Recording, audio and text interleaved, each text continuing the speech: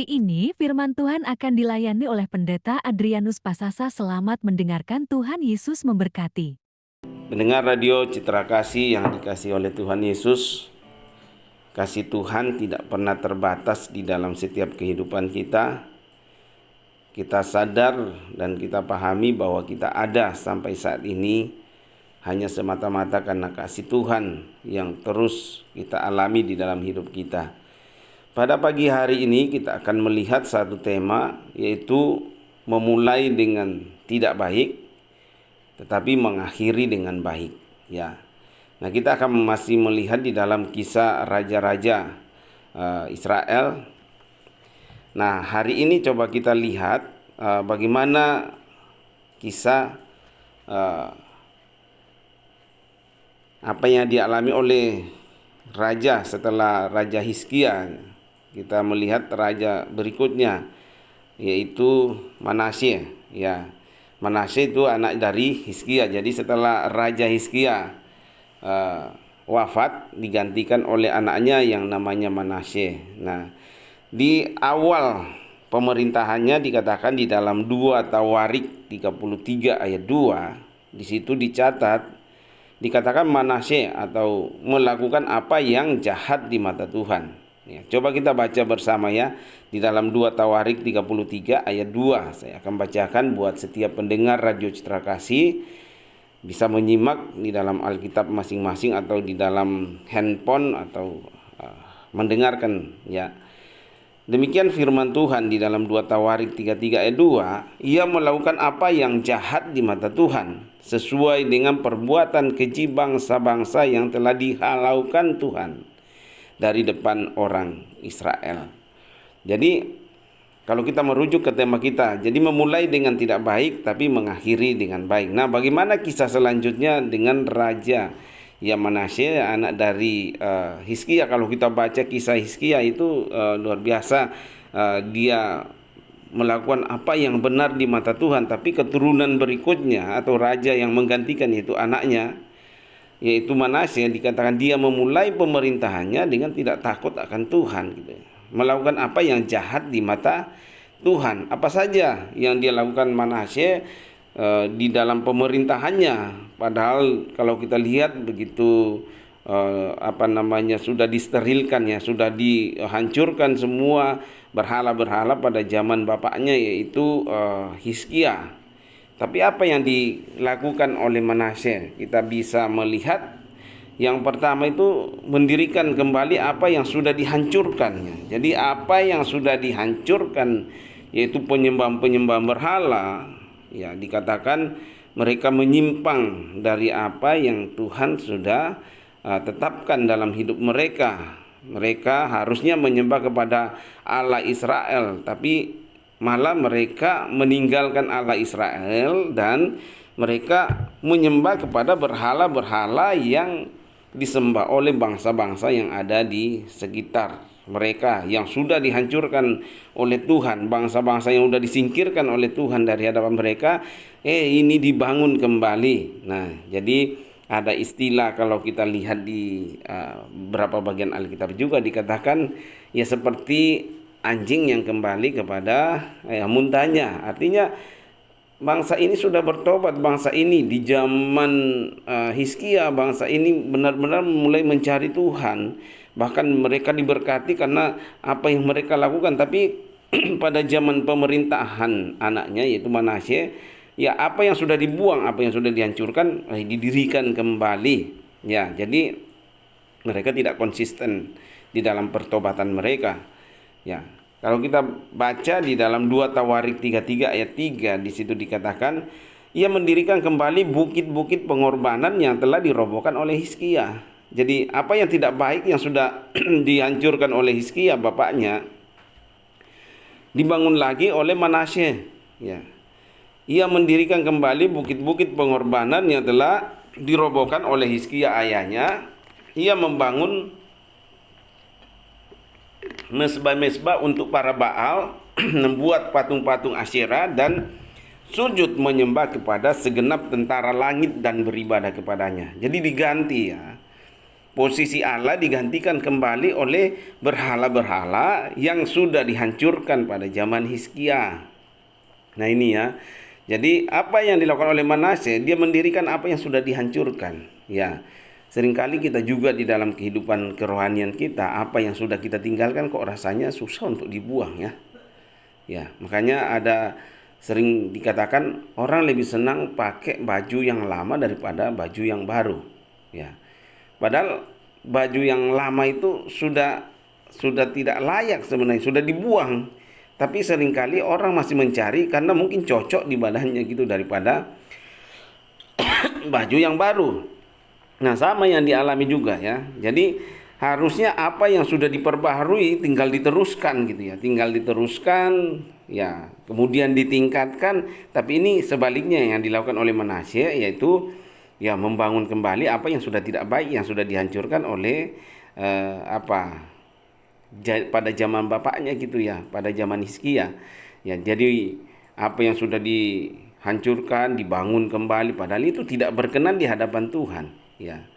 Nah, harusnya di dalam kehidupan, kalau kita tarik di dalam kehidupan kerohanian kita pada zaman sekarang, ya terkadang banyak hal-hal yang sudah sebenarnya harus kita sudah buang, tapi kok kenapa kita ambil lagi, kita bangun lagi, padahal kita sudah tahu itu tidak baik, itu tidak menyenangkan hati Tuhan, tapi kenapa kita ambil lagi, kenapa kita bangun lagi?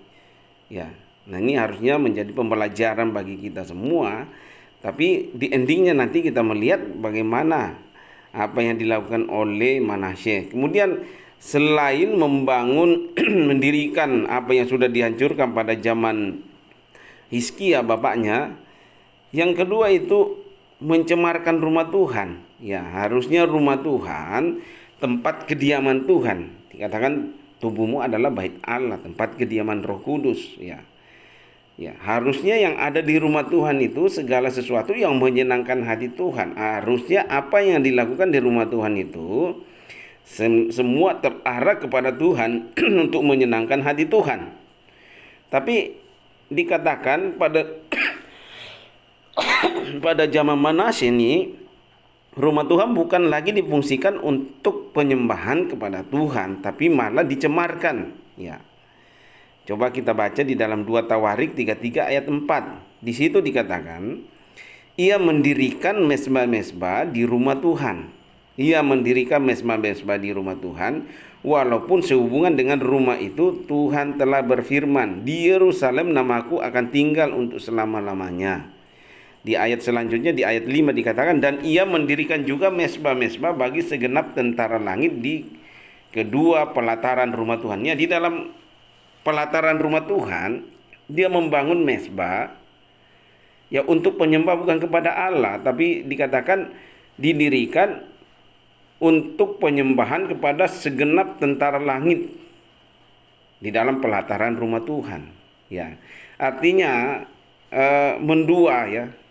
Ya, Alkitab sudah katakan kita tidak bisa mengabdi kepada dua tuan, kepada Mamon dan kepada Tuhan. Pasti kita akan tidak mungkin bersikap adil di situ. Bisa menyenangkan yang satu, bisa tidak menyenangkan yang lain. Ya, di dalam kompleks rumah Tuhan tidak mungkin ada dua tuan yang harus disembah di sana.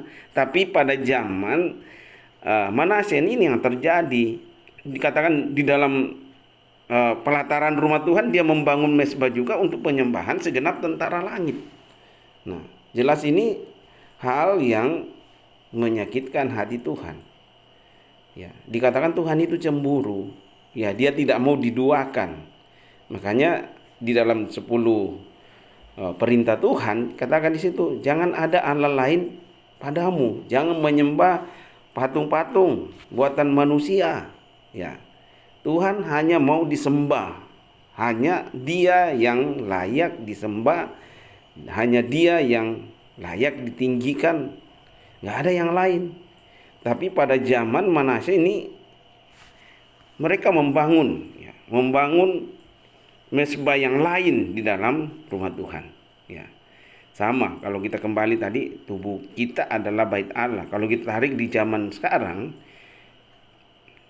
Ya, pribadi kita, tubuh kita adalah bait Allah.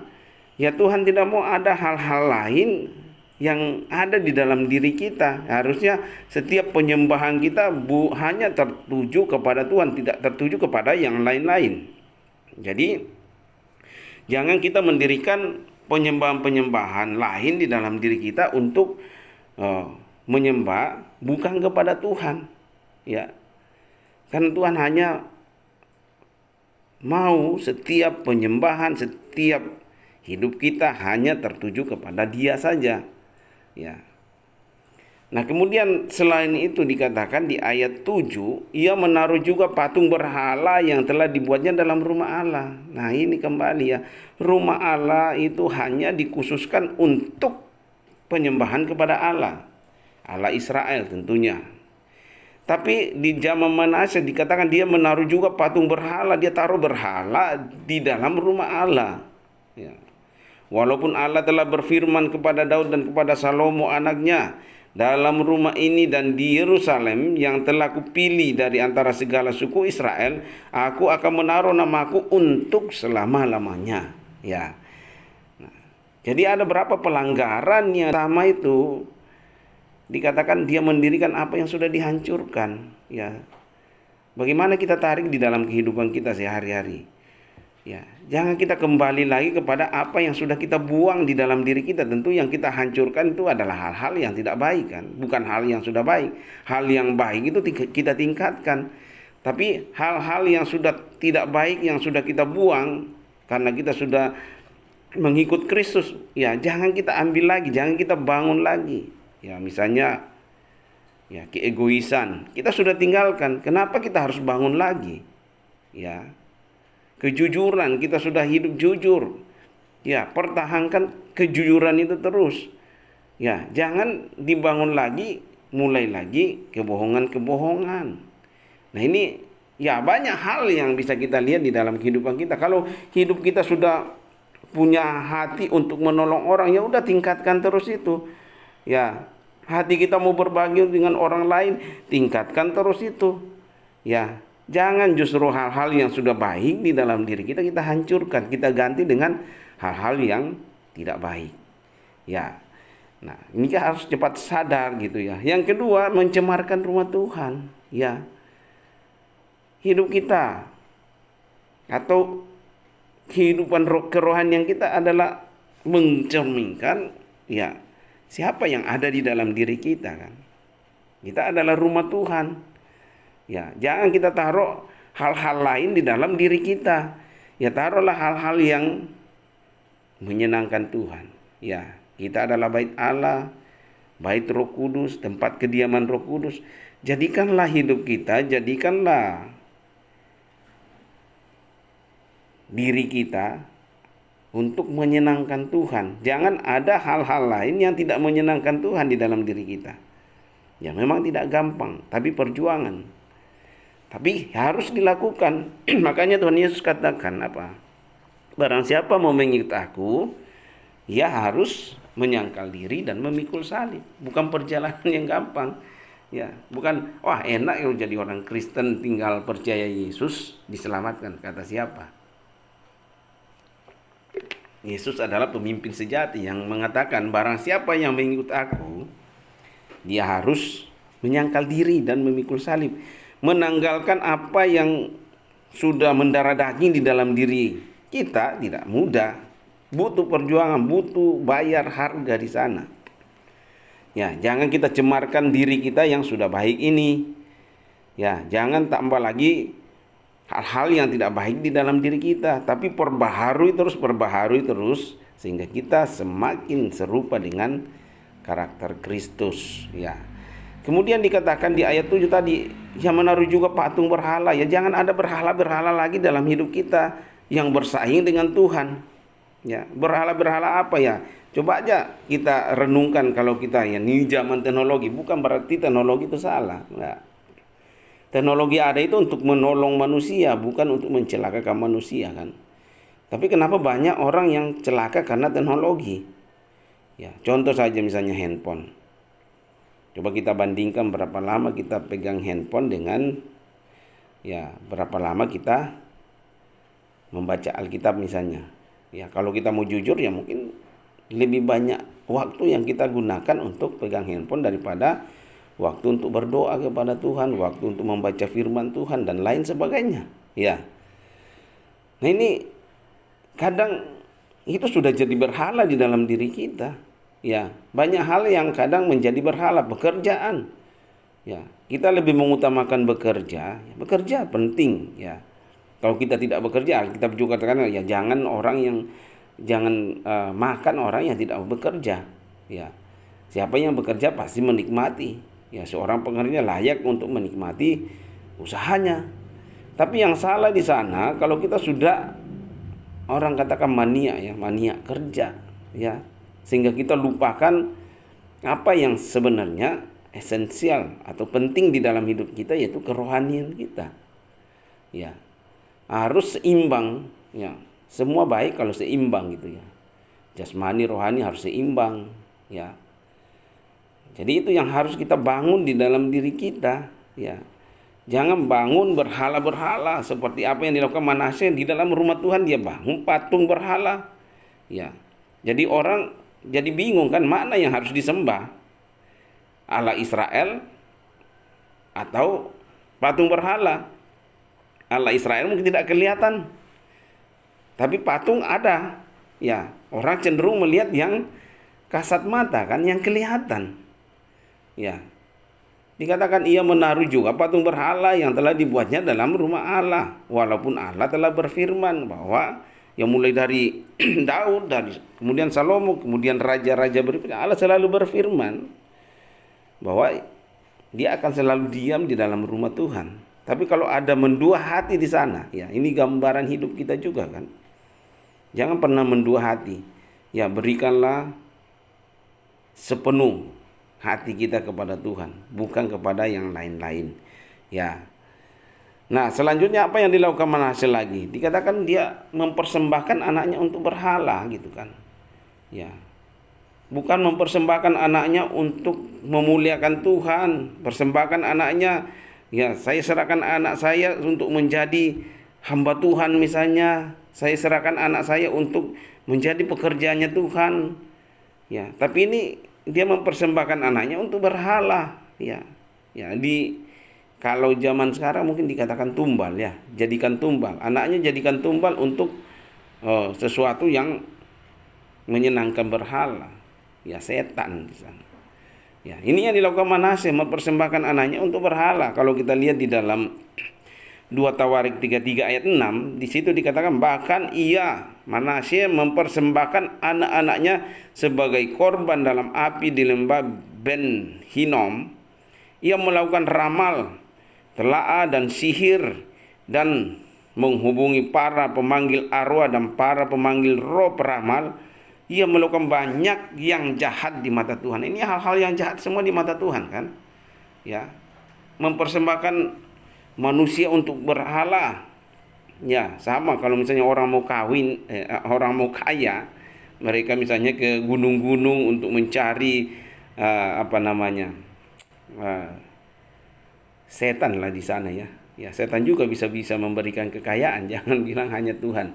Setan juga bisa memberikan kekayaan, tapi apa yang setan berikan pasti ada minta imbalannya kan. Kalau Tuhan memberi, ya, tidak pernah menuntut kamu harus membalas gitu. Ya. Tapi setan, saya kasih kekayaan tapi anakmu jadi idiot. Ya, itu. Ya. Saya kasih ini tapi ya, mungkin ada orang yang pergi minta kekayaan ke gunung-gunung, Tuhan, setan kasih kekayaan tapi saya kasih kamu mobil tapi kamu nggak boleh naik mobil, ya. saya kasih kamu mobil tapi kamu harus jalan kaki. Kalau kamu nggak jalan kaki, ya kamu akan celaka. Ya percuma lah dikasih mobil tapi nggak bisa naik mobil kan, ya. Nah, itu namanya setan hanya datang untuk membinasakan, tapi Tuhan Yesus datang untuk memberikan damai sejahtera, keselamatan bagi kita. Ya, dikatakan apa yang dilakukan Manasye di dalam rumah Tuhan, dia mempersembahkan anaknya untuk berhala. Kemudian dia mulai meramal. Ya, ramalan. Sekarang kan banyak ramalan bintang. Ya, Sagittarius apa semua itu bintang-bintang itu. Kadang orang lebih percaya itu daripada Tuhan kan. Padahal Tuhan sudah katakan, ya, rancangan Tuhan itu rancangan yang penuh damai sejahtera untuk masa depanmu yang penuh harapan. Ya, banyak janji-janji Tuhan tentang masa depan kita. Tapi seringkali anak-anak muda itu lebih percaya kepada ramalan bintang. Gitu. Benar enggak gitu ya? Ya, coba tanya. Ya, bintangnya apa dikatakan di situ. Kadang lebih percaya itu daripada percaya kepada Tuhan. Kenapa bisa terjadi seperti itu? Ya, karena jarang baca firman Tuhan. Enggak ngerti firman Tuhan. Sehingga lebih percaya kepada ramalan bintang daripada firman Tuhan. Karena dia enggak ngerti firman Tuhan. Kemudian telaah dan sihir, ya banyak terjadi sekarang kan. Orang mau punya kedudukan pasti ke dukun-dukun misalnya bertanya kepada dukun. Padahal itu syirik ya, itu menduakan Tuhan. Dan itu tentu sesuatu yang jahat di mata Tuhan. Ya.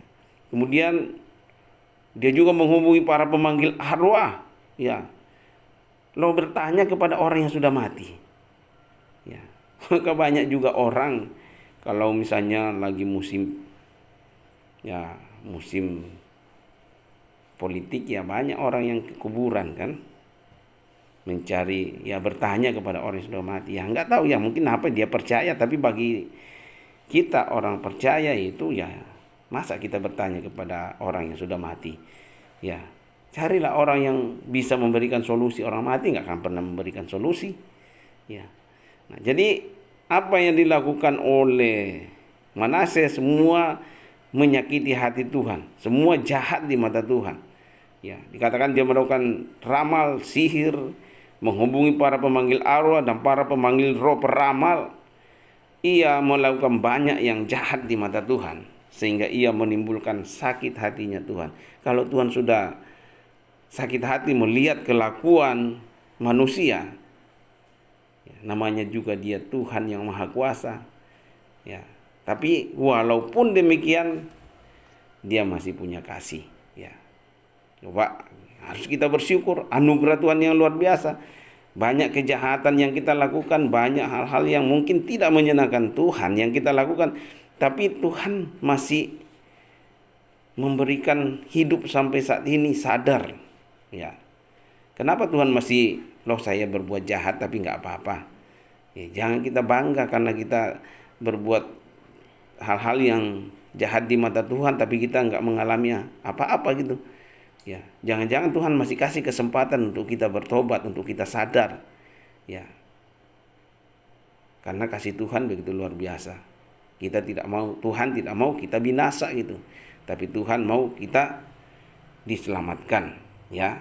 Jadi ada berapa hal yang dilakukan oleh kalau kita lihat dari pertama tadi dikatakan dia mendirikan apa yang sudah dihancurkan, ya. Kemudian mencemarkan rumah Tuhan dengan membangun berhala-berhala di dalam rumah Tuhan, ya. Kemudian mempersembahkan anaknya untuk berhala. Jadi bukan apa yang dilakukan Manasye bukan arahnya lagi kepada Tuhan, tapi arahnya kepada berhala-berhala, kepada ilah-ilah yang disembah oleh bangsa-bangsa yang ada di sekitar mereka yang sudah dihancurkan oleh Tuhan, ya. Kemudian selanjutnya banyak lagi yang dikatakan menyesatkan bangsanya, menyesatkan orang yang dipimpinnya. Gitu. Mendengar radio Citra Kasih yang dikasih oleh Tuhan Yesus, dikatakan hal lain yang dilakukan oleh Manasye selama kepemimpinannya yaitu menyesatkan bangsa yang dipimpinnya. Artinya ya harusnya bangsa itu menyembah kepada Allah Israel, Allah yang telah membebaskan mereka dari perbudakan di Mesir, tapi kenyataannya mereka berubah setia. Mereka tidak lagi berpaling kepada Allah Israel, tapi mereka berpaling kepada berhala-berhala yang sudah dihalaukan dari hadapan mereka. Jadi selama kepemimpinan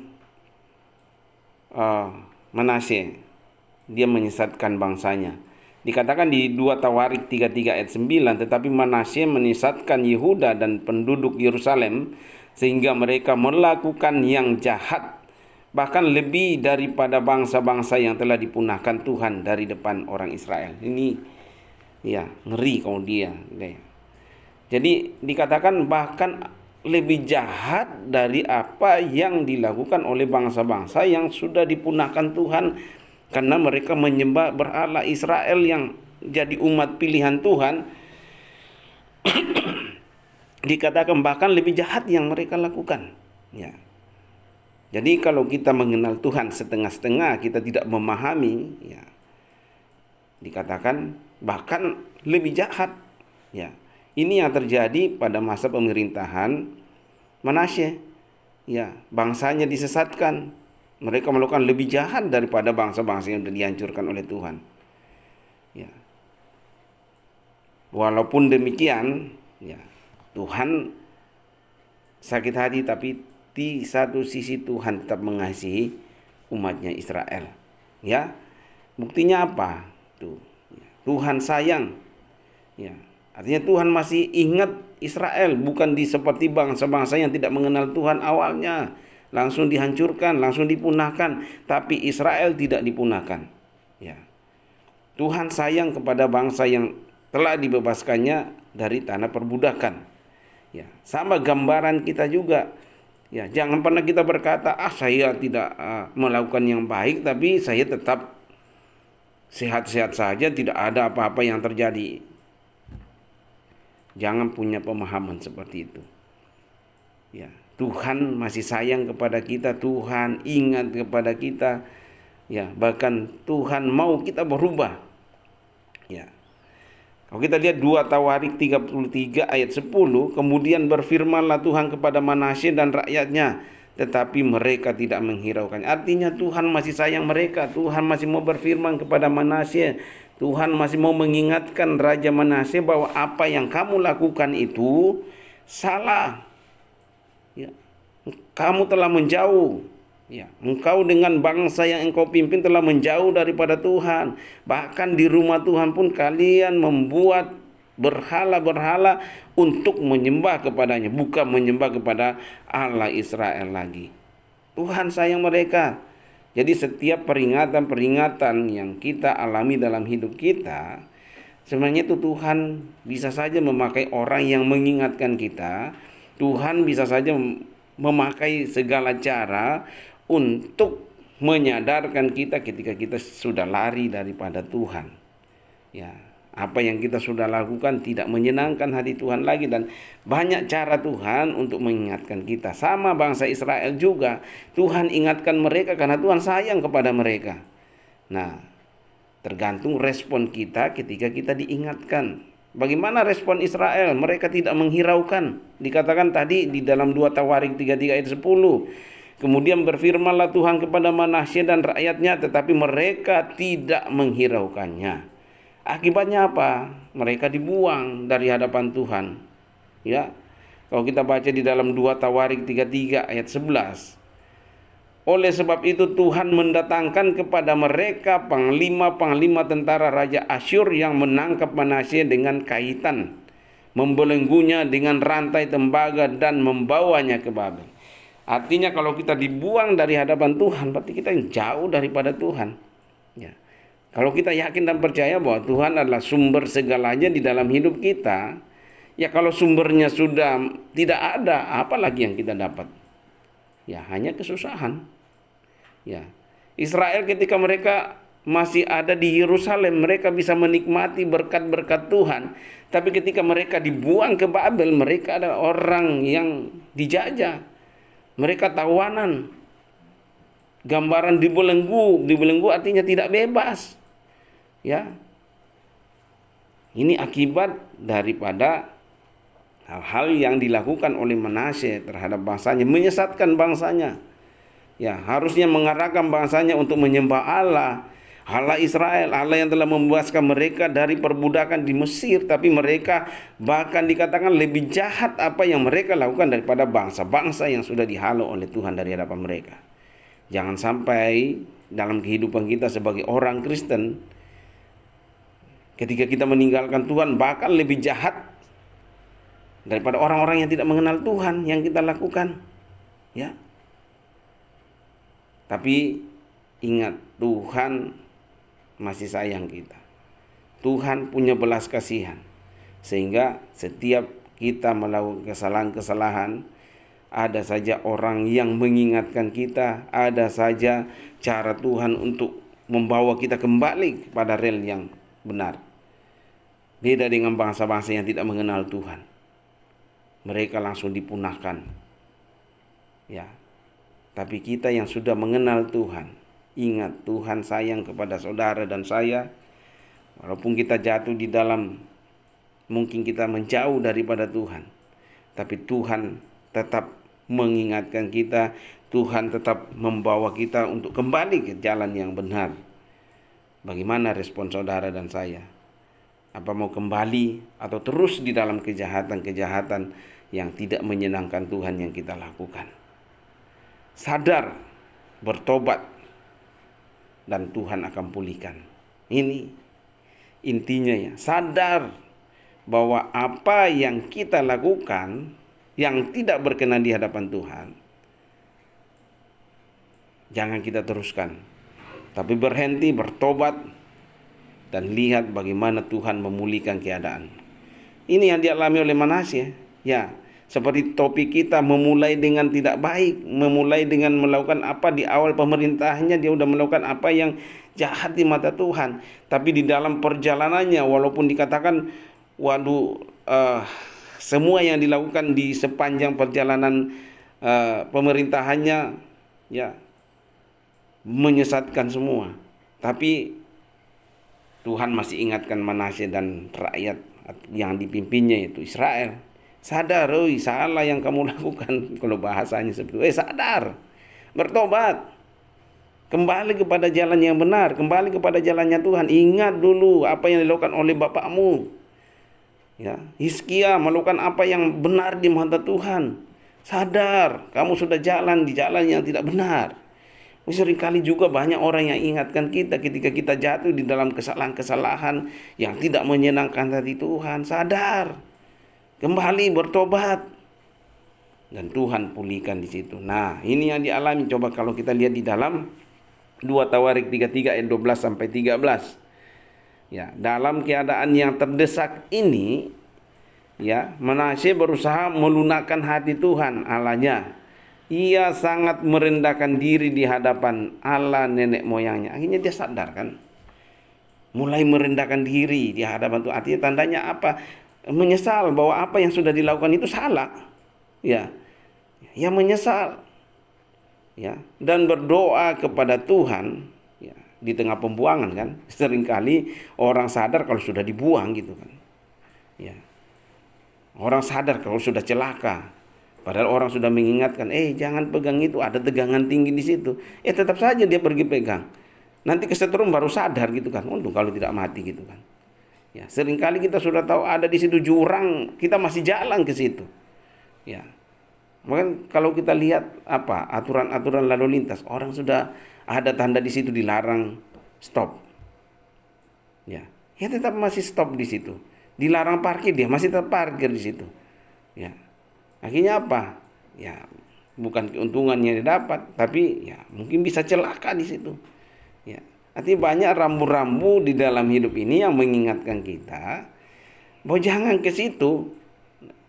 Sama juga dengan zamannya Manasye. Banyak rambu-rambu yang Tuhan sudah pasang di situ supaya jangan mereka lari kepada penyembah berhala, tapi mereka tetap ke sana. Akhirnya mereka dibuang ke Asyur, ke Babel oleh bangsa Asyur. Ya, di Babel, ya, namanya juga dibelenggu, namanya juga ya mungkin orang masih merasakan zaman penjajahan Belanda dan Jepang dulu. Apakah semua orang bebas sekolah? Enggak, hanya orang-orang tertentu saja yang bisa sekolah. Tidak semua, tidak seperti zaman kemerdekaan. Beda kalau kita dijajah dengan merdeka. Ya. Ini juga yang dialami. Ketika mereka dibuang ke Asyur, baru mereka sadar di sana gitu kan. Sadar, mulai merendahkan hati di hadapan Tuhan, mulai berteriak kepada Tuhan, berdoa kepada Tuhan, dan Tuhan mengabulkan doa Manasye dan mendengarkan permohonannya. Kemudian ia dibawa kembali ya ke Yerusalem dan memulihkan kedudukannya sebagai raja, dan Manasye mengakui bahwa Tuhan itu adalah Allah. Ya. Kalau kita sadar, bagi Tuhan tidak ada yang mustahil. Sejahat-jahatnya manusia, kalau dia sadar dan bertobat, dia bisa dipakai Tuhan jadi luar biasa. Kita lihat banyak hamba-hamba Tuhan yang dia hancur juga. Awalnya hidupnya hancur, tapi ketika dia sadar dan bertobat, dia bisa dipakai Tuhan secara luar biasa. Yang tadinya mungkin dulunya menghina Yesus, yang dulunya mungkin pernah membakar gereja, tapi ketika dia sadar bertobat dan Tuhan tangkap dia, bisa dipakai Tuhan jadi luar biasa. Ini yang dialami Manasye. Ya, di pembuangan baru sadar. Ya, tapi puji Tuhan masih sadar gitu kan. Yang parah itu kalau nggak sadar-sadar gitu kan. Ya, dikatakan maka Tuhan mengabulkan doanya di tengah kesadarannya dan mendengarkan permohonan. Tuhan mendengarkan permohonannya, dan dikatakan Tuhan membawa kembali ya ke Yerusalem, dipulihkan kembali kedudukannya sebagai raja. Barulah di situ Manasye mengakui bahwa Tuhan itu adalah Allah. Ketika dia kembali kepada jalannya Tuhan, dikatakan apa yang dilakukan sebaliknya dilakukan. Dia melakukan pembaharuan. Ketika orang sudah sadar, dia melakukan pembaharuannya. Ini yang dilakukan oleh Manasye. Dikatakan ketika dia kembali ke jalurnya Tuhan, di dalam 2 Tawarik 33 ayat 15, ia menjauhkan Allah-Allah asing dan berhala dari rumah Tuhan. Yang tadinya dia bangun di rumah Tuhan, sekarang disingkirkan lagi semua. Karena dia tahu kebenaran itu. Juga segala mezbah yang didirikannya di atas gunung rumah Tuhan dan di Yerusalem, dan membuangnya keluar kota. Ya, kalau kita sadar, kita mengerti bahwa kita ini anak-anak Tuhan. Singkirkan semua berhala-berhala. Walaupun kamu pernah menjadi membangun berhala. Nah, kita kalau lihat contoh sederhana ya. Orang yang tadinya tidak mengenal Tuhan, orang yang tadinya penyembah berhala, ketika dia berjumpa secara pribadi dengan Tuhan Yesus, dia singkirkan semua itu. Ya. Dihancurkan semua itu. Ya. Dan apa yang dialami oleh Manasye ketika dia sadar di tengah pembuangan dan dia kembali kepada Tuhan, Tuhan pulihkan keadaannya semua, dia perbaiki, dia perbaharui semua. Apa yang pernah dia bangun penyembah-penyembah berhala di dalam rumah Tuhan, dia bersihkan semua. Sampai di kota-kota Yerusalem dia hancurkan semua kembali. Dikatakan ia menegakkan kembali mezbah Tuhan, mempersembahkan korban keselamatan dan korban syukur di atasnya, menyerukan kepada Yehuda untuk beribadah kepada Tuhan Allah Israel. Jadi orang yang sudah sadar bertobat, pasti akan terjadi perubahan yang luar biasa di dalam hidupnya. Tentu hidup yang menyenangkan hati Tuhan. Ini. Jadi ada orang yang memulai dengan tidak baik, tapi di tengah perjalanan hidupnya dia sadar dan bertobat dan kembali kepada Tuhan. Ya, dia akan mengakhiri dengan baik. Apa yang dialami oleh Manasye? Dia memulai pemerintahnya, dikatakan melakukan apa yang jahat di mata Tuhan. Jahat. Kemudian ada satu titik dia sadar dan bertobat dan kembali kepada Tuhan. Dan dia akhiri hidupnya dengan hal yang menyenangkan hati Tuhan. Ya, yang sering saya katakan dalam hidup kita itu, hidup manusia, ada yang mulai dengan baik, menjalani dengan baik, mengakhiri dengan baik. Ada yang memulai dengan baik, menjalani dengan tidak baik, mengakhiri dengan tidak baik. Ada yang memulai dengan tidak baik, menjalani tidak baik, dan mengakhiri dengan baik. Seperti yang penjahat di samping Yesus itu kan, seorang penjahat, tapi di akhir hidupnya dia katakan, ingatlah aku ketika kamu ada di dalam Firdaus. Ya, hidupnya jahat, tapi di akhir hidupnya jadi ingat Tuhan gitu. Ya, ada yang mulai dengan baik, menjalani dengan baik, mengakhiri dengan baik. Ada yang memulai dengan tidak baik, menjalani dengan tidak baik, dan mengakhiri dengan tidak baik. Apa yang dialami oleh Manasye biarlah menjadi pembelajaran bagi kita semua, bahwa apapun yang terjadi dalam hidup kita, jangan pernah lari daripada Tuhan, jangan pernah membangun pemahaman sendiri yang tidak menyenangkan hati Tuhan, tapi selalu cari Tuhan, bersandar sama Tuhan, dan Tuhan akan memberkati kita dan kita akan mengakhiri semua dengan baik. Baik dalam hal menyenangkan hati Tuhan. Biarlah firman Tuhan yang kita dengarkan pada pagi hari ini kita mengerti, dapat ditangkap dengan baik. Mari kita lakukan dalam hidup kita dan kita akan menjadi orang-orang yang diberkati oleh Tuhan.